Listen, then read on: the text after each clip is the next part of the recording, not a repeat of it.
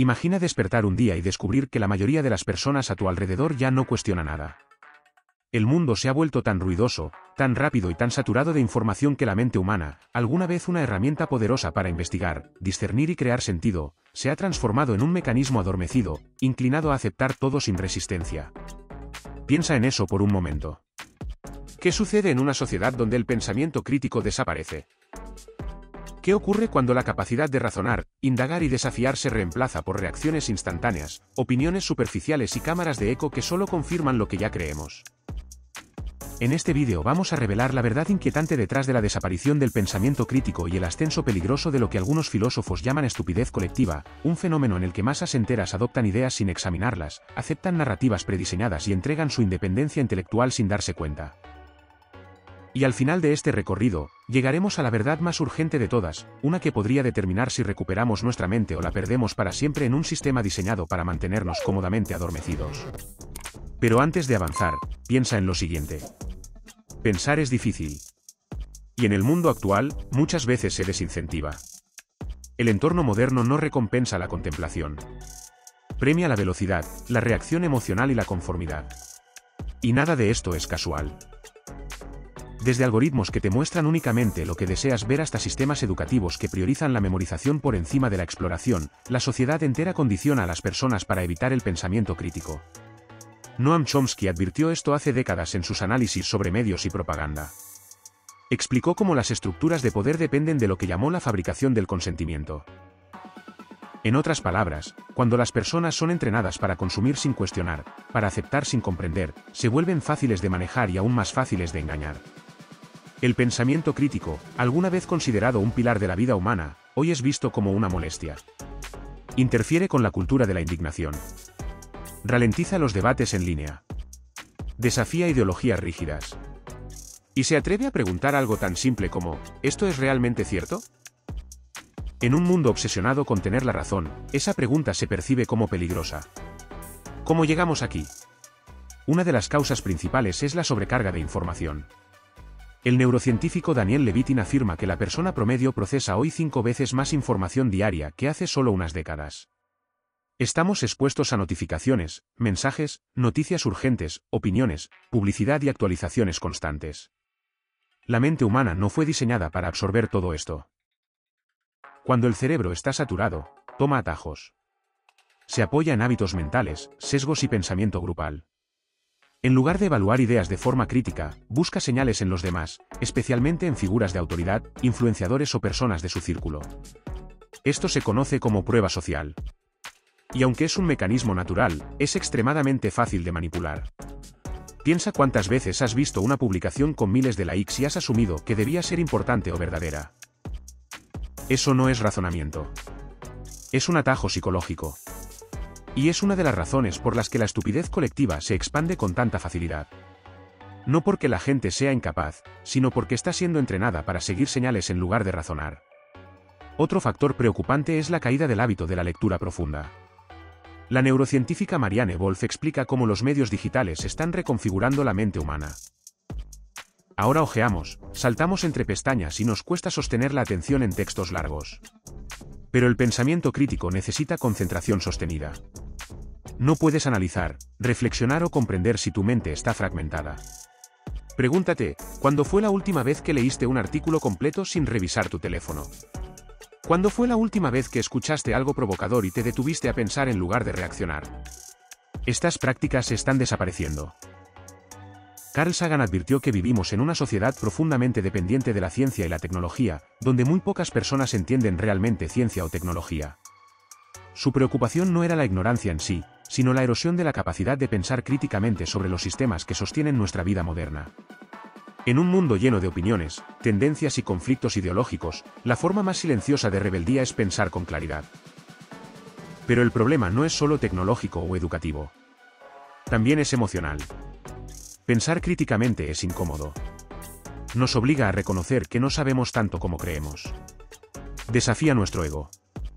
Nos empuja hacia la disonancia cognitiva, ese choque interno entre lo que creemos y la evidencia que lo contradice. Y en una cultura que idolatra la certeza, este choque es intolerable. Lo que vemos hoy no es simplemente un declive del pensamiento. Es una transición social hacia la pereza mental. Y las consecuencias son profundas. Cuando las personas dejan de pensar, dejan de cuestionar. Y cuando dejan de cuestionar, se vuelven vulnerables a la manipulación. Quédate, porque lo que viene revelará qué tan profundamente están estas fuerzas incrustadas en nuestra vida diaria y por qué recuperar nuestra capacidad de pensar no es solo un acto personal, sino una responsabilidad moral. Para comprender el declive actual del pensamiento crítico, debemos mirar más allá de la superficie y examinar cómo ciertos sistemas se han construido no para potenciar la mente humana, sino para limitarla. Y uno de los ejemplos más claros es el sistema educativo. John Taylor Gatto, profesor premiado y crítico del modelo escolar, afirmó que la educación moderna no existe para crear pensadores independientes. Según él, la verdad es contundente, las escuelas no enseñan nada excepto a obedecer. Gatto argumentaba que la educación obligatoria fue diseñada durante la era industrial para producir trabajadores dóciles, previsibles, obedientes y no disruptivos, no mentes curiosas. En lugar de enseñarnos cómo pensar, se nos enseña qué pensar. Desde edades tempranas, los niños son evaluados no por la profundidad de sus ideas, sino por su capacidad de memorizar y repetir contenido. La conformidad es premiada.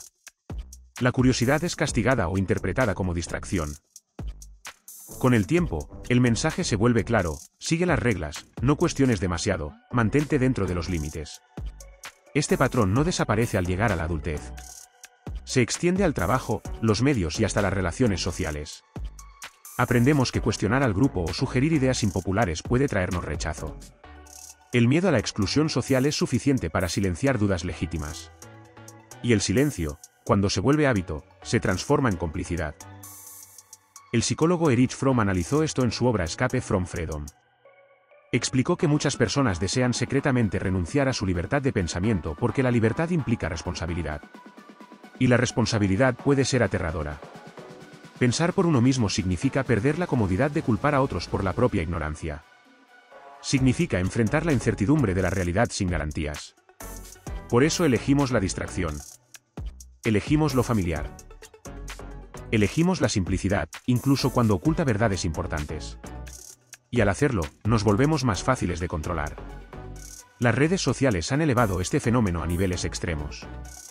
Lo que alguna vez fue un espacio para conectar se ha convertido en un escenario de guerras de opinión, indignación viral y manipulación algorítmica. Cada plataforma está diseñada para mantenerte viendo, reaccionando y consumiendo. No pensando. Los algoritmos te entregan contenido que confirma tus creencias, empujándote hacia respuestas rápidas, emocionales e impulsivas. La verdad deja de importar cuando la viralidad toma su lugar. Los usuarios ya no evalúan ideas según evidencia o razonamiento, sino según cuántas personas parecen apoyarlas. Surge así una tiranía cognitiva, donde la mayoría superficial dicta lo que se considera válido. Marshall McLuhan predijo esto mucho antes de la era digital. Advirtió que el medio se convierte en el mensaje. La manera en que recibimos información moldea la manera en que pensamos. Hoy, los medios fomentan rapidez en lugar de profundidad, reacción en vez de contemplación, certeza rígida en lugar de humildad intelectual. ¿A dónde nos lleva esto? A la incapacidad de sostener preguntas importantes. Preguntas que revelan quién dirige nuestras creencias, quién se beneficia de ellas y qué suposiciones invisibles guían nuestra percepción. Quédate con estas preguntas. ¿Qué están tratando de hacerte creer? ¿Quién gana cuando dejas de cuestionar? ¿Cuándo fue la última vez que buscaste deliberadamente una opinión contraria para comprenderla en vez de refutarla? El antídoto contra la estupidez colectiva no es la inteligencia. Es el coraje. El coraje de estar equivocado. El coraje de aprender. El coraje de aceptar que no sabes y aún así seguir explorando. Sócrates lo resumió de manera perfecta. La única verdadera sabiduría es saber que no sabes nada. Hoy, esa humildad es escasa. La certeza es idolatrada. La arrogancia se confunde con sabiduría. Todos quieren expresar su opinión, pero pocos buscan entender. Quienes realmente piensan, observan más y hablan menos. Pensar se ha vuelto un acto minoritario. Pero no debe desaparecer. Porque cuando renuncias a pensar por ti mismo, renuncias a tu libertad.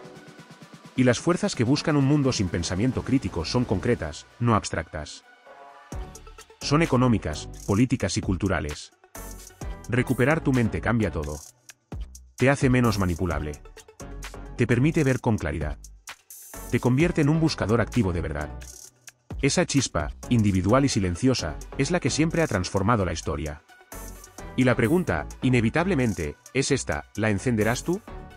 Para comprender realmente el ascenso de la estupidez colectiva, debemos entrar en el territorio donde todo comienza, la mente humana.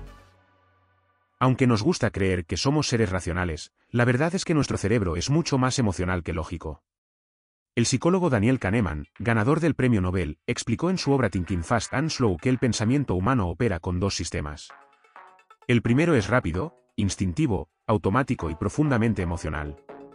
El segundo es lento, deliberado y analítico. El sistema rápido nos permite reaccionar de inmediato, hacer juicios instantáneos y ahorrar energía mental. El sistema lento examina, evalúa y reflexiona, pero requiere esfuerzo consciente. En el mundo acelerado de hoy, la mayoría vive en modo rápido. No hay tiempo ni disposición para pensar con calma. Y cuando el pensamiento se acelera de forma crónica, recurrimos a atajos mentales. Esos atajos, llamados heurísticas, nos dan la ilusión de certeza, pero con frecuencia nos conducen a errores profundos. Este terreno es fértil para la manipulación. Los políticos lo saben. Los anunciantes lo saben. Los medios lo saben. Entienden que si pueden activar nuestro sistema rápido, pueden influir en lo que creemos sin necesidad de convencer a nuestro sistema lento. Por eso reducen temas complejos a simples sí o no, crean narrativas emocionales y repiten mensajes hasta que nos resultan familiares. No porque sean verdad, sino porque son cómodos. Una vez que aceptamos una idea, nuestro cerebro hace algo más peligroso. Comienza a defenderla. Se llama sesgo de confirmación. Buscamos información que confirme lo que creemos y rechazamos aquello que lo contradice. Es un mecanismo de autoprotección psicológica, pero distorsiona nuestra percepción del mundo. Piénsalo con honestidad. ¿Cuántas veces buscas activamente pruebas que contradigan tus creencias? ¿Cuántas veces escuchas una opinión opuesta con genuino interés, sin preparar un contraargumento? La mayoría de nosotros no lo hace. No porque seamos irracionales, sino porque nuestro cerebro está diseñado para proteger su identidad, no para buscar verdad. Otro fenómeno clave es el pensamiento grupal. Irving Janis, psicólogo social, lo estudió durante años. Descubrió que incluso personas altamente inteligentes pueden tomar decisiones catastróficas cuando priorizan la armonía del grupo por encima de la verdad. El miedo a ser el disidente, el extraño o el que rompe la unidad hace que muchos callen sus dudas internas. El pensamiento grupal ha contribuido a desastres corporativos, errores militares e incluso tragedias históricas. Cuando el grupo valora más la unidad que la honestidad, la crítica desaparece y la realidad se distorsiona. Se elige la comodidad del consenso superficial en lugar del rigor incómodo de la verdad. Pero la historia también nos recuerda algo importante. El progreso nunca vino de quienes siguieron al grupo sin cuestionar. Galileo desafió la cosmología dominante. Darwin desafió dogmas profundamente arraigados. Nietzsche desafió la moral establecida. Martin Luther King desafió sistemas enteros. Pensadores que fueron ridiculizados, atacados o rechazados, pero que persistieron porque su compromiso con la verdad era mayor que su temor al conflicto. Pensar críticamente en una sociedad que castiga la duda es un acto de valentía. Implica riesgo. Puede ser malinterpretado, atacado o aislado. Pero también obtienes algo invaluable: claridad, integridad y la profunda calma de saber que tus creencias no son prestadas, sino construidas a partir de tu propia investigación. Esto nos lleva a una pregunta esencial. ¿Por qué sentimos tanta ansiedad, confusión o desorientación en la era con más acceso a información de toda la historia? La respuesta no está en lo que tenemos, sino en lo que hemos perdido. Y uno de los mayores sacrificios es el diálogo interno. La capacidad de sentarse con una pregunta, explorarla y permitir que la verdad emerja con tiempo. Hemos delegado nuestro pensamiento a máquinas, algoritmos, tendencias y opiniones populares. Pero ningún algoritmo puede decirte que es verdad para ti. Ninguna tendencia puede sustituir tu propia comprensión. Ningún grupo puede reemplazar tu juicio individual. Por eso el primer paso hacia la libertad es recuperar la conciencia de nuestros propios procesos mentales. Esto se llama metacognición. Pensar sobre cómo pensamos. Observar nuestros impulsos. Preguntar qué influencias moldean nuestras opiniones. Examinar si estamos reaccionando o razonando. Otro paso crucial es la práctica del pensamiento dialéctico. La habilidad de sostener dos ideas opuestas al mismo tiempo sin necesidad de resolverlas de inmediato. Esta capacidad crea flexibilidad mental, nos permite trascender los binarios simplistas y nos abre la puerta a una comprensión más amplia. Jiddu Krishnamurti decía que para entender lo inconmensurable, la mente debe estar extraordinariamente quieta. Esa quietud, tan rara hoy, es donde crece la sabiduría. Pensar críticamente no es un acto casual. Es una disciplina. Requiere lectura profunda, escucha genuina y humildad real. Implica rechazar la pereza intelectual. Implica comprender que si algo parece demasiado perfecto, probablemente no lo es. Implica detenerse cuando la multitud corre. En una época donde la ignorancia es ruidosa y la seguridad superficial parece más valiosa que la verdad, pensar profundamente es un servicio público. El futuro de cualquier sociedad depende no del volumen de sus opiniones, sino de la calidad de su pensamiento. Y esa calidad comienza con una sola persona que decide pensar con claridad en un mundo que no lo hace. Quédate, porque el paso final revelará la causa más profunda detrás de la desaparición del pensamiento crítico y lo que puedes hacer para resistirla y convertirte en una luz para otros. En el corazón de esta crisis, más allá del ruido digital, de las instituciones desgastadas y de la polarización cultural, existe algo aún más profundo. La verdadera razón por la que el pensamiento crítico está desapareciendo no es que las personas sean incapaces de pensar. Es que tienen miedo de lo que podrían descubrir si lo hicieran. Pensar críticamente significa poner en riesgo aquello que nos da seguridad psicológica. Nuestra identidad, nuestras creencias, nuestros grupos de pertenencia. Para muchos, esas estructuras son demasiado valiosas para cuestionarlas. Vivimos en una época donde la identidad se ha vuelto sagrada. Las personas se definen por sus opiniones, sus afiliaciones y sus ideologías. Desafiar una idea es visto como desafiar a la persona. Pero esta es la ilusión que mata el pensamiento. Tú no eres tus ideas. No eres tu afiliación política, ni tu religión, ni tu grupo social. Eres un ser humano capaz de aprender, evolucionar y transformarte. Y esa transformación comienza cuando separas tu valor personal de tus creencias actuales. La verdad más importante es esta. El pensamiento crítico no es solo una habilidad intelectual. Es un acto espiritual. Es la decisión de honrar la verdad por encima de la comodidad, el crecimiento por encima de la certeza y la libertad por encima de la aprobación. Pensar críticamente implica aceptar la luz incluso cuando quema. Porque una vez que empiezas a pensar con claridad, empiezas a ver estructuras que antes ignorabas. Ves sistemas de manipulación, algoritmos de control, máscaras sociales. Y esa claridad puede ser abrumadora. Incluso dolorosa. Pero es real. Y solo lo real puede ser la base de la libertad. Carl Jung lo dijo de manera directa. Las personas harán cualquier cosa, sin importar cuán absurda, para evitar enfrentar su propia alma.